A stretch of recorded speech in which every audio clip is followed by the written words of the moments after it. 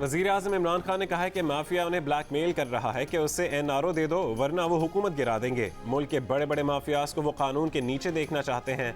नौकुंडी माशकेल शाहरा का संग बुनियाद रखने की तकरीब से खिताब में वज़ीर आज़म ने कहा कि अपोजिशन को अपनी सियासी मौत नजर आ रही है, इसलिए उनकी ख्वाहिश है कि हुकूमत फेल हो जाए। अपोजिशन को खौफ है कि हुकूमत कामयाब ना हो जाए, इसीलिए माफिया शोर मचा रहा है। उन्होंने कहा कि किसी हुकूमत को इतने बड़े मुआशी मसाइल नहीं मिले जितने उनकी हुकूमत को मिले। हुकूमत के पहले साल मुआशी मसाइल और दूसरे साल कोरोना आ गया।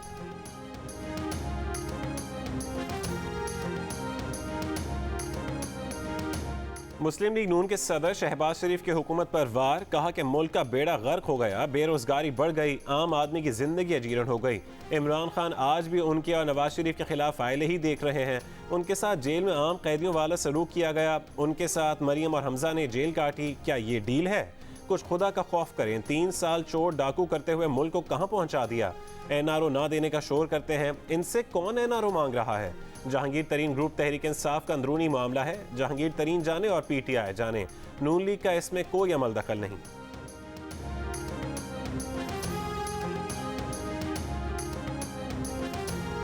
बस बहुत हो चुका। पाकिस्तान ने गजा में बैनुल अक़वामी प्रोटेक्शन फोर्स तैनात करने का मुतालबा कर दिया। अक़वाम मुत्तहिदा की जनरल असम्बली से खिताब में वज़ीर ख़ारजा शाह महमूद कुरैशी ने कहा कि गजा तारीकी में डूबा है, रोशनी सिर्फ इसराइली बमबारों की हो रही है। जनरल असम्बली को फ़लस्तीनियों के तहफ़्फ़ुज़ के लिए ठोस कदम उठाने चाहिए।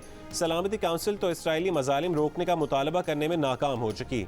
जियो न्यूज़ से गुफ्तगू में कहा कि जिन ममालिक ने पिछले दिनों इसराइल से ताल्लुकात में नरमी इख्तियार की, वो भी इस सूरत हाल को देख रहे हैं कि अवाम के जज्बात से लाताल्लुक़ नहीं रहा जा सकता।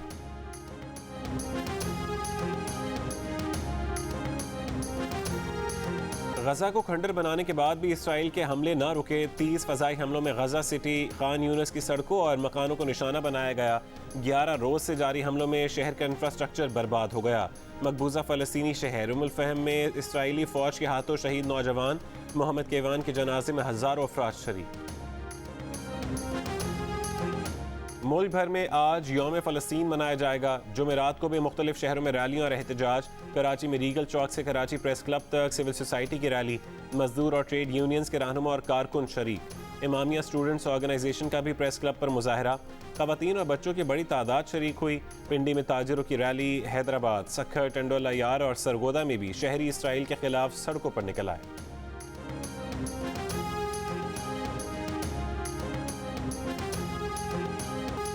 जहांगीर तरीन हम ख्याल ग्रुप का दबाव काम कर गया। हुकूमत और तरीन ग्रुप का राबता हो गया। तरीन ग्रुप ने शिकायत सामने रख दी, कहा कि इमरान खान के साथ खड़े हैं, ज़्यादती नहीं होनी चाहिए। हुकूमती वफ़द ने बजट सेशन का बॉयकॉट ना करने की दरख्वास्त कर दी। तरीन ग्रुप ने दरख्वास्त मान ली। जहांगीर तरीन ग्रुप का 6 रुकनी वफ़द आज वज़ीर आला पंजाब से मुलाकात करेगा, अपनी शिकायत सामने रखेगा।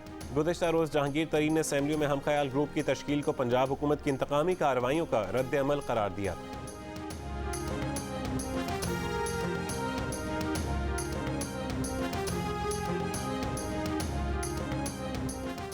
वफाकी वज़ीर इत्तलात फवाद चौधरी ने जहांगीर तरीन ग्रुप से वफाकी और पंजाब हुकूमत के राबतों की तस्दीक कर दी। कहा कि मामलात दुरुस्तगी की तरफ जा रहे हैं। तरीन ग्रुप की कुछ शिकायत जायज़ भी हो सकती हैं और कुछ बढ़ा चढ़ा कर भी बयान की गई हैं। प्रोग्राम आज शाहजेब खानज़ादा के साथ में गुफ्तगू करते हुए कहा कि बैरिस्टर अली ज़फ़र की रिपोर्ट जो भी आए, वज़ीर आज़म किसी की सिफारिश नहीं करेंगे और ना किसी को ये सोचना चाहिए कि इमरान खान मदाखलत करेंगे।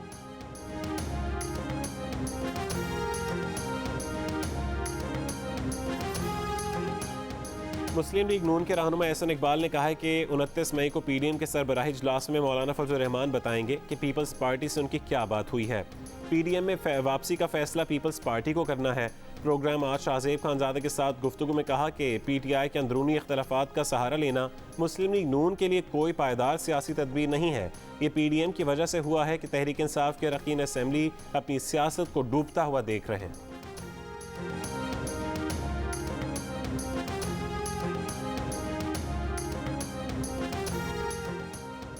साबिक वज़ीर आज़म नवाज शरीफ की शेखोपुरा में ज़रई अराज़ी नीलाम कर दी गई। 3 अफराद ने फ़िरोज़ वटुआ में हुई नीलामी में हिस्सा लिया।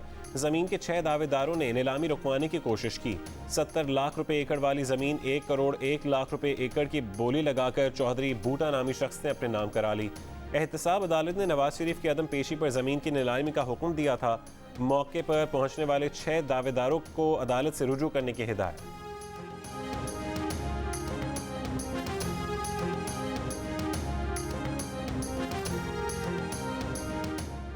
बरतानवी नशियाती इदारे ने सागदार के इंटरव्यू से मुतालिक गलती को तस्लीम कर लिया।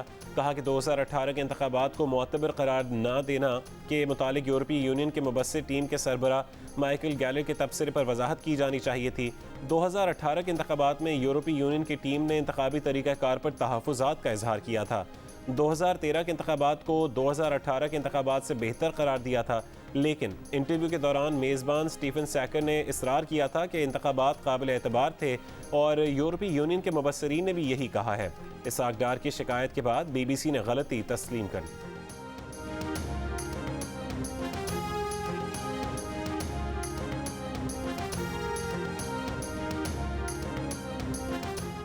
वफाकी वज़ीर दाखिला शेख रशीद के खिलाफ 10 अरब रुपए हर्जाने का केस खारिज। मुकदमा मुस्लिम लीग नून के साबिक MNA हनीफ अब्बासी ने दायर किया था। एडिशनल सेशन जज ने कहा कि बार बार तलबी के बावजूद हनीफ अब्बासी सबूत पेश नहीं कर रहे थे, अदालत में पेश भी नहीं हो रहे थे। एडिशनल सेशन जज ने अदम सबूत और अदम हाजिरी पर केस खारिज कर दिया। कराची में कोरोना बढ़ने लगा। मुस्बत केसेस की शरह 17% हो गई। लाहौर में शरह 23% से कम होकर 9% हो गई। वज़ीर आला सिंध ने सूबे में सख्तियाँ बढ़ाने का इशारा दे दिया। खैबर पख्तूनख्वा में सबसे ज़्यादा शरह 17%, स्वाबी में सामने आई। वफाकी दारुल हुकूमत इस्लामाबाद में शरह 6% रही। बलोचिस्तान में शरह फिर 10% से ऊपर चली गई। कोरोना वायरस 24 घंटों के दौरान मुल्क भर में मजीद 131 जिंदगियाँ ले गया। मुस्बत केसेस की शरह 8% से ज़्यादा रही।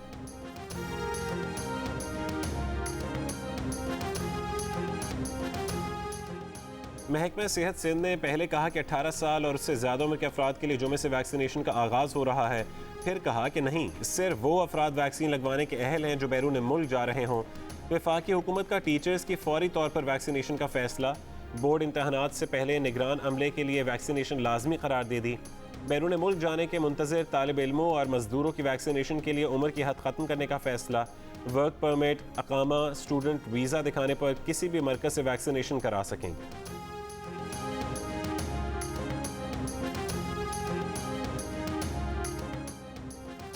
लाहौर डिवीज़न में 886 गैर कानूनी हाउसिंग स्कीमों का इंकशाफ। फीस की मद में हुकूमत को अरबों रुपए का नुकसान पहुंचाया गया। गैर कानूनी और मंजूर शुदा हाउसिंग स्कीमें 2000 केनाल सरकारी ज़मीन पर भी काबिज़ हैं।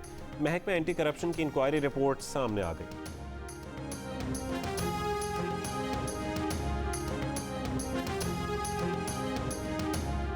कोरोना वबा के मालियाती पैकेज में बेज़ाब्तगियों का इंकशाफ। ऑडिटर जनरल ने इंकशाफ किया कि 12 खरब रुपए से ज़्यादा के पैकेज में बेज़ाब्तगियाँ सामने आईं।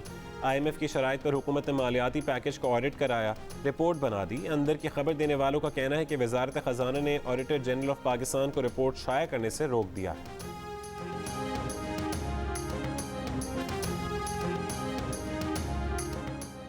सिंध असेंबली के हल्का PS 70 के ज़िमनी इंतखाब का गैर हतमी गैर सरकारी नतीजा। पीपल्स पार्टी के मोहम्मद हाली पोटो 44,893 वोट लेकर कामयाब। JUIF के गुलशन ने 6,143 वोट हासिल किए।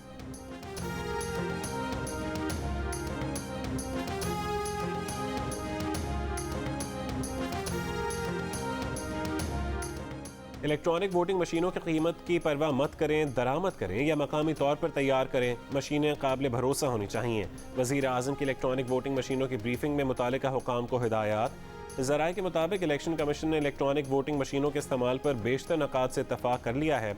ज़राए के मुताबिक चंद एक नकात पर एतराज़ात हैं जिन्हें मुशावरे से दूर कर लिया जाएगा।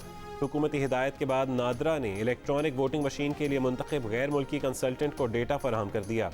वज़ीर आज़म को ब्रीफिंग में बताया कि 8 लाख मशीनों की दरामद पर 160 अरब रुपए से ज़्यादा का खर्चा होगा।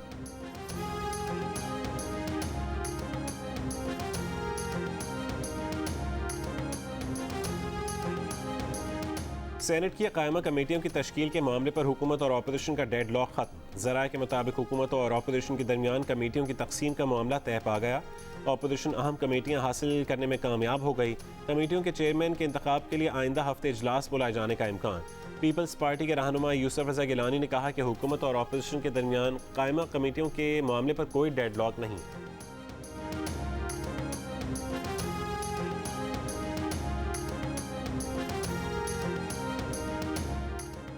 PTI फॉरेन फंडिंग केस में दरख्वास्त गुजार अकबर एस बाबर ने वज़ीर आज़म इमरान खान को टीवी मनाजरे का चैलेंज दे दिया।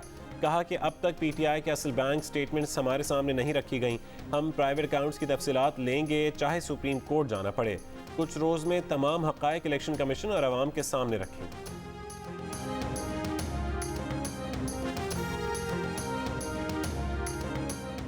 कराची के इलाके गुलिस्तान जौहर में मियाँ बीवी के कत्ल में मुलविस मुलजमान की CCTV वीडियो से शनाख्त। मकतूल के भाई का कहना है कि अजीज़ जिलवानी ने 2 साथियों के साथ मिलकर भाई और भाभी को कत्ल किया। मार्च में मुकाबले में हलाक मुलजिम का बेटा कत्ल के मुकदमे में नामजद। पुलिस का कहना है कि मुखबरी के शुबे में जोड़े को कत्ल किया गया।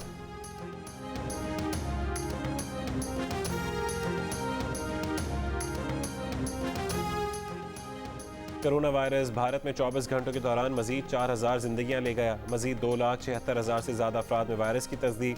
कब्रस में भारतीय किस्म के कोरोना वायरस के 4 केसेस और अफ्रीकी किस्म के 2 केसेस सामने आए। भारत, पाकिस्तान, फिलिपाइन और नेपाल से आने वालों में वायरस की तस्दीक। माई नाम इज मंगू, मंगू जान मंगू द वॉशिंग मशीन।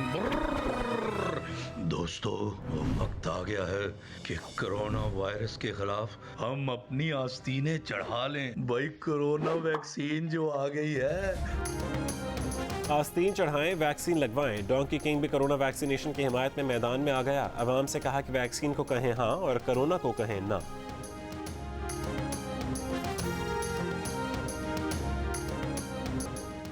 और नामवर मुसन्निफ, मुहक्किक, शायर, उस्ताद, ड्रामा निगार और प्रोड्यूसर डॉक्टर तारिक अजीज़ इंतकाल कर गए।